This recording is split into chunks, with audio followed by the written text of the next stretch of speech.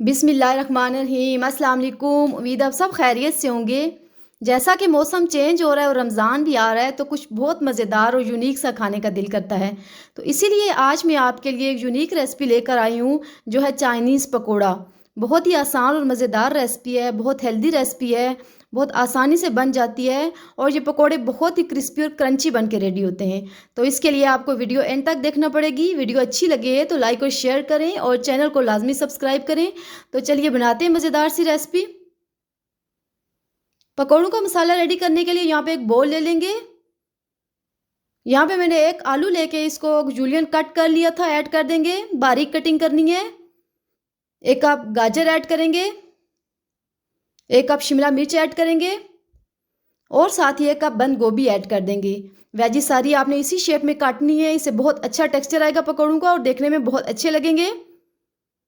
एक छोटी प्याज लेके इसको भी मैंने जूलियन कट कर लिया था, वो भी ऐड कर देंगे।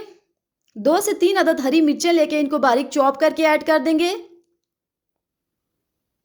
यहाँ पे मैंने हरा धनिया और पुदीना लेके बारीक काट लिया था, वो भी इसमें चला जाएगा, इससे बहुत अच्छा फ्लेवर आएगा। 2 टेबलस्पून के करीब धनिया लेके आपने हाथों की मदद से क्रश कर लेना है, पाउडर फॉर्म में बिल्कुल भी ऐड नहीं करना। 1 टीस्पून नमक ऐड करेंगे। नमक आपने एहतियात से डालना है क्योंकि बाद में सॉसेज यूज़ करेंगे तो उनमें भी सॉल्ट होता है। हाफ टी स्पून काली मिर्च पाउडर चला जाएगा इसमें। 1 टीस्पून चिली फ्लेक्स ऐड करेंगे। 2 टेबलस्पून के करीब यहाँ पे मैंने चिली सॉस ऐड किया है और 2 टेबलस्पून इसमें सोया सॉस चला जाएगा। यहाँ पे इसमें मैं 3 टेबलस्पून सिरका ऐड कर रही हूँ। अगर आपके पास सिरका नहीं है तो आप एक लेमन का जूस ऐड कर दीजिएगा। और यहाँ तकरीबन हाफ कप के करीब मैं बेसन ले रही हूँ। बेसन बहुत कम क्वांटिटी में ऐड करेंगे, बहुत ज़्यादा बेसन ऐड करेंगे तो पकौड़ों का टेक्सचर बिल्कुल भी अच्छा नहीं आएगा। साथ ही 3 टेबलस्पून के करीब मैंने इसमें कॉर्नफ्लोर ऐड किया है, इससे पकौड़े बहुत ही क्रिस्पी बनेंगे और बाइंडिंग भी अच्छी आएगी। अब यहाँ हाथ की मदद से अच्छे से मिक्सिंग कर लेंगे, बहुत ज़्यादा आपने प्रेस नहीं करना। चैनल पे न्यू है तो चैनल को लाजमी सब्सक्राइब करें, वीडियो को लाइक करें और शेयर करें। तो ये देखें यहाँ पे मैंने इसको अच्छे से मिक्स कर लिया है। तो अब यहाँ पे मैं पानी ऐड करके मसाला रेडी कर लूँगी और पानी बहुत कम मिकदार में यहाँ पे जाएगा, तकरीबन 1/4 कप के करीब में इसमें पानी ऐड करूँगी। आप हस्बे ज़रूरत ले लीजिएगा पानी और अच्छे से यहाँ पे मसाला रेडी कर लेंगे। बहुत कलरफुल मसाला यहाँ पे रेडी हो रहा है। तो ये देखिए मसाला अच्छे से रेडी हो चुका है, बहुत अच्छी बाइंडिंग आ रही है।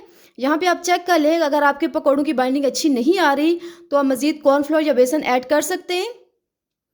इसके बाद यहाँ पे इसको स्टे देने की बिल्कुल भी ज़रूरत नहीं है, आपने इनको डायरेक्ट फ्राई कर लेना है।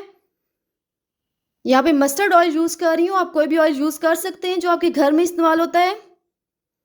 और मीडियम फ्लेम पे हमने इनको फ्राई कर लेना है।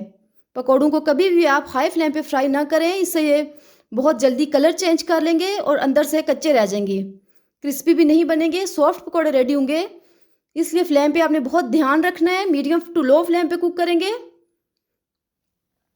तो ये देखिए मज़ेदार पकौड़े यहाँ पे रेडी हो चुके हैं, बहुत क्रिस्पी और क्रंची लग रहे हैं। बाकी का बैच भी मैं ऐसे ही रेडी कर लूँगी। माशाल्लाह बहुत ज़बरदस्त पकोड़े यहाँ पे रेडी हो चुके हैं। आपको देखने में कितने टेम्पटिंग लग रहे हैं, बहुत कलरफुल पकोड़े बने हैं। बहुत यूनिक सी रेसिपी है और बहुत आसानी से बन के रेडी होती है। ये देखें ये कितने क्रिस्पी और क्रंची बने हैं और अंदर तक कुक हो चुके हैं। आप ये रेसिपी लाजमी ट्राई करें, दुआओं में याद रखें। अल्लाह हाफिज़।